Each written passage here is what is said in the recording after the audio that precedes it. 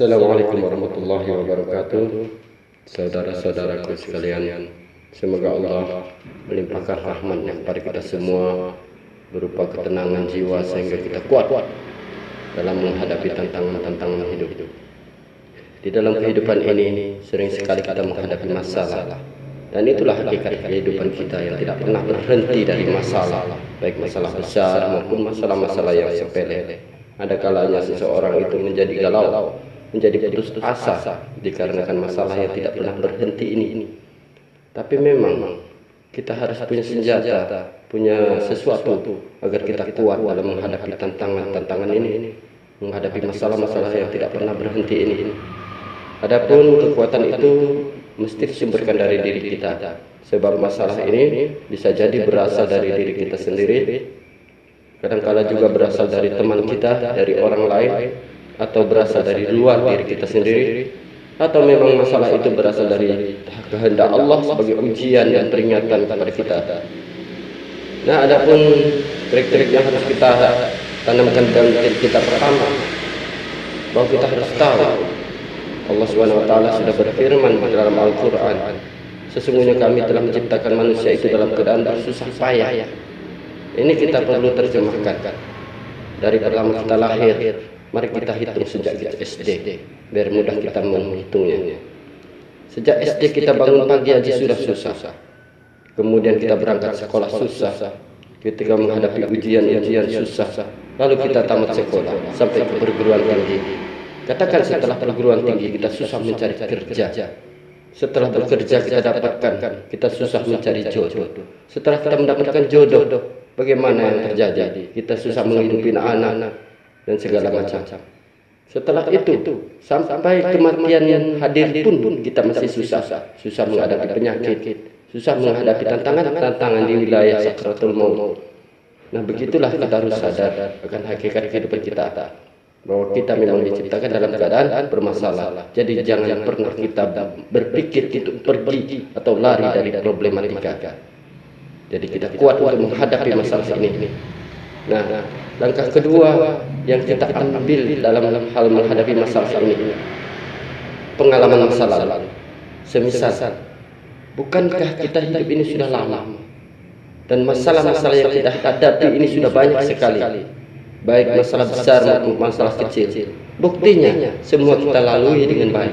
Bahkan masalah-masalah atau problematika atau kejadian-kejadian yang sangat menyakitkan itu, bahkan kalau kita ceritakan sekarang menjadi cerita yang paling indah. Nah, ketika kita dapat masalah sekarang ini kita tanamkan, masalah ini pasti selesai dan nanti akan menjadi cerita yang paling indah. Ini salah satu langkah untuk memperkuat batin kita. Kemudian langkah berikutnya doa kepada Allah Subhanahu wa taala. Kita berdoa, bersabar supaya mendapat ketenangan jiwa. Apabila kita mempunyai masalah lalu kita curhat, ini kan ada keringanan. Kedua ini menjadi keyakinan bahwa Allah Subhanahu wa taala akan selalu menolong.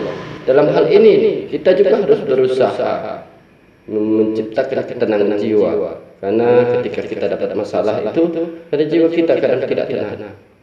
Nah, doa, usaha, ikhtiar. Ini doa ini termasuk untuk meneduhkan hati kita agar bersabar dan yakin. Kemudian langkah berikutnya, yaitu perlu teman. Nah, dalam hal perlu teman ini ada hal yang mesti kita hindari, yaitu jangan sembarangan kita bercerita kepada orang, atau jangan terlalu banyak orang untuk kita curhat. Nanti kita akan pusing memilah-milah ide-ide mereka. Bertambahlah masalah di dalam pikiran kita. Kenapa kita mesti punya seseorang yang menasihati? Begitulah Allah berfirman di dalam Al-Quran, nasihat-nasihatilah kamu untuk kesabaran, bernasihat-nasihatlah kamu untuk kebenaran. Begitu kita perlu teman untuk menasihati, tapi jangan terlalu banyak orang untuk kita curhat. Nanti kita sendiri yang sulit oleh ide-ide mereka. Keduanya justru tidak akan menyelesaikan masalah. Kenapa kita harus mencari seorang penasehat? Karena terkadang kita orang yang pintar, orang yang bijak, orang yang pemikirannya cemerlang. Ketika terlibat masalah, dia akan sulit menemukan titik simpul kecerdasannya, sehingga dia perlu dengan orang-orang yang mempunyai ketenangan jiwa, yang bisa memberikan masukan, paling tidak memberi kesejukan dan nasihat kesabaran kepada kita.